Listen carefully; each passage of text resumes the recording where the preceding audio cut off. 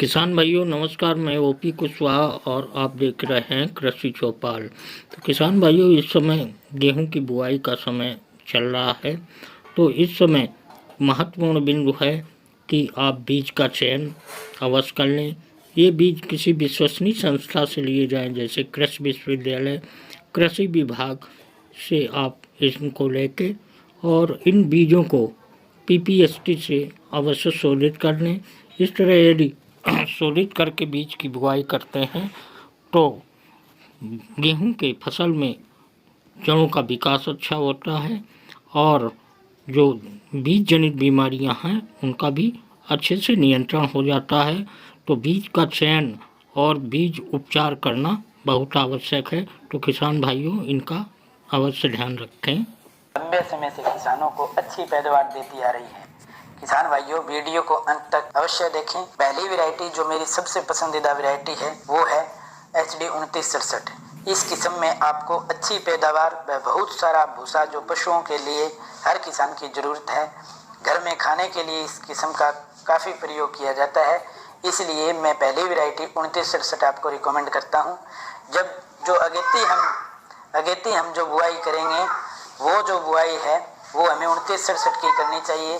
उस वैरायटी की करनी चाहिए जो ज़्यादा कल्ले निकालती हो और ज़्यादा हाइट लेती हो, ताकि जब मौसम ख़राब का टाइम आए उस टाइम हम इन वैरायटियों के बारे में हम इस वैरायटी तब तक ये अपना पकाव पे आ जाए ताकि गिरे ना। दूसरी वैरायटी अपनी 1270। पकने की विधि इसकी 150 से 160 दिन की। यह किस्म पूरी हाइट लेता है और भरपूर पैदा देता है और आज के समय इसका किसानों के बीच अच्छा डिमांड है और पैदावारी में बहुत बढ़िया है। फुटान पूरा लेता है। इसकी 32 क्विंटल से भी ऊपर एल्ड चली जाती है। और तीसरी वैरायटी जो सदाबहार वैरायटी है जो पैदावारी के लिए स्पेशल लगाते हैं उन किसान भाइयों के लिए है HD 2851। इसका फुटान कम होता है, इसलिए 1 एकड़ में इसके बीज की मात्रा ज़्यादा डलती है। 60 से 80 किलो तक किसान डाल देते हैं। पशुओं के लिए इसका चारा, क्योंकि इसमें ये थोड़ी हार्ड होती है, इसलिए पशुओं के लिए इसका जो चारा है वो ज़्यादा अच्छा नहीं माना जाता किसानों के बीच में, मैंने ये सुना है। परंतु पैदावारी में इसका कोई सानी नहीं है। इसलिए हाँ, इसमें एक दिक्कत जरूर आ जाती है किसान भाइयों, इसमें पीले रतुए की प्रॉब्लम आ जाती है। तो उसके लिए आप प्रोपिकोनाजोल 25% का स्प्रे बाली आते जब आने वाली हो उस टाइम अवश्य करें, ताकि इसको पीले रतुए से बचाया जा सके। बाकी इस वैरायटी का कोई तोड़ नहीं है। एक वैरायटी जो चौथी अपनी है वो 303 वैरायटी है, जो पीछे भी किसान भाइयों ने लगाई थी और अच्छी भरपूर पैदावार उसने दी थी।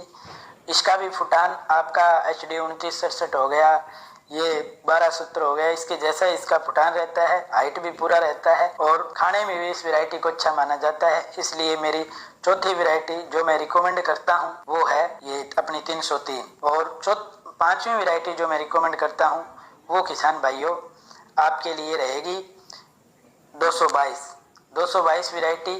और पांचवी कर लो, छठी कर लो, जैसे अनगिनत वैरायटी है। आप उसमें इन दो वैरायटी में 1124 और एक 222 में से आप कोई भी चूज कर सकते हो। दोनों सेम यील्ड की वैरायटी है। भरपूर पैदावारी लेने के लिए मैंने पिछले वीडियो में जो आपको बताया था बुआई का समय, उसके हिसाब से ही 2851 की आप लेट भी बिजाई करोगे तो चलेगा, क्योंकि इसमें गिरने का डर नहीं है। बाकी सभी वैरायटियों का चयन करें आप और अगेती उनकी बुआई करें, ताकि जब मौसम खराब होने का समय आए उससे पहले अपनी गेहूं में हार्डपन आ जाए, ताकि गिरने का डर ना रहे। और मौसम को देखते हुए पानी वगैरह लगाएं, तो लास्ट में जाके मौसम को देखते हुए पानी का सिस्टम बनाएं ताकि फसल गिरने ना पाए।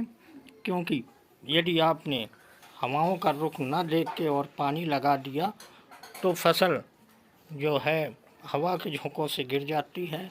तो हो सके किसान भाइयों पानी की व्यवस्था जो है सिंचाई के लिए शाम के समय करें अथवा रात्रि के समय करें, क्योंकि रात्रि में हवाएं बंद हो जाती हैं। यदि आपने दिन में सिंचाई कर दी और हवा के झोंके आए तो आपकी फसल गिर जाएगी। तो इस तरह से 4-5 पानी की आवश्यकता गेहूं में पड़ती है, जिससे फसल भरपूर अच्छी पैदावार देती है। तथा किसान भाइयों को ध्यान रखना चाहिए कि जब फसल ग्रोथ के समय हो उस समय नाइट्रोकिंग ग्रो और स्पेडाल 90 का फर्नी छिड़काव करें। नाइट्रोकिंग और ग्रो की मात्रा 40-40 मिलीलीटर, स्पेडाल की 10 मिलीलीटर मात्रा का पानी छिड़काव करें तथा किसान भाइयों, जब बाल की अवस्था पे फसल हो उसके पहले आप ब्लूम, नाइट्रोकिंग और स्पेडाल का पानी छिड़काव कर देंगे तो फसल में बालियां लंबी आएंगी और दाना सुडौल बैठेगा और वजनी होगा तथा न्यूट्रिशन वैल्यू अच्छी होगी। तो किसान भाई, ये जो ब्लूम, नाइट्रोकिंग और स्पेडाल का आप पानी छिड़काव करेंगे, इसकी मात्रा 40-40 मिलीलीटर ब्लूम और नाइट्रोकिंग की, 10 मिलीलीटर मात्रा स्पेडाल 90 की मिला के एक स्प्रेइंग यदि आप खड़ी फसल पे करते हैं तो बालियां बहुत लंबी होंगी, दाना ज़्यादा संख्या में आएगा और आपका उत्पादन बढ़ेगा। तो इस तरह फसल में आपके न्यूट्रिशन वैल्यू होगी और फसल अच्छी, बेहतर और बम्पर पैदावार देगी।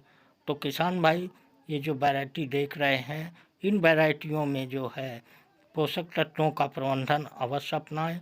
यदि आपने अपनी गेहूं की खड़ी फसल में पोषक तत्व प्रबंधन अपनाया तो आपकी फसल बेहतर और अच्छी पैदावार देगी और आप अपनी गेहूं की फसल से अच्छा उत्पादन ले सकते हैं और भरपूर मुनाफा कमा सकते हैं। तो किसान भाइयों, गेहूं की फसल में ये ध्यान रखना चाहिए कि पोषक तत्व प्रबंधन सामयिक हिसाब से अवश्य करना चाहिए। यदि आपने सामयिक हिसाब से पोषक तत्व प्रबंधन किया तो आपकी फसल बेहतर होगी, आपके फसल के कल्लों का फुटाव अच्छा होगा और इसमें कल्लों की संख्या अधिक आएगी। जैसा कि आप देख रहे हैं, इसमें कल्लों की संख्या बहुत अधिक है और इसकी पौधों में पोषकता बढ़ेगी और प्रत्येक कल्ला अच्छी लंबी तरह की बाल निकालेगा और आपका फसल का उत्पादन बहुत बेहतर होगा। तो किसान भाइयों, इस तरह आप वैरायटियों का चुनाव करते हुए खड़ी फसल पे पोषक तत्व प्रबंधन करके यदि अपनी गेहूं की फसल की पैदावार लेते हैं तो आपकी गेहूं की फसल बम्पर पैदावार देगी और उत्पादन बहुत अच्छा होगा। धन्यवाद।